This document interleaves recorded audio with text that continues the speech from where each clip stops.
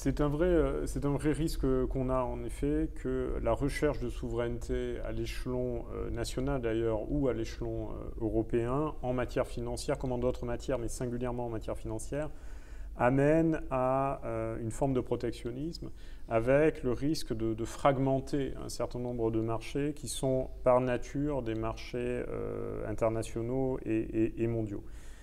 Ce qu'il ne faut pas oublier, c'est que la souveraineté financière n'est que le résultat de l'action d'un certain nombre d'intervenants, et notamment intervenants publics, mais aussi intervenants privés, et qu'il est extrêmement important d'assurer dans ce cadre-là la compétitivité de ces acteurs-là.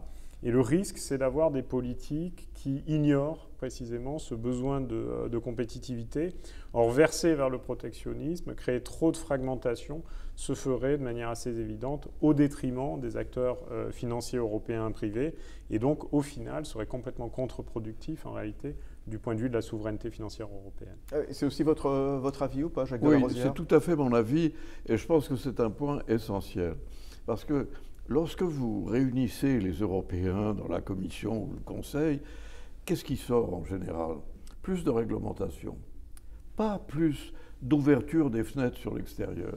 Et si on fait trop de réglementation, parce que d'un certain point de vue c'est facile entre soi de réguler, parce qu'on veut être absolument sûr qu'il y a un terrain de jeu absolument égalisé, etc.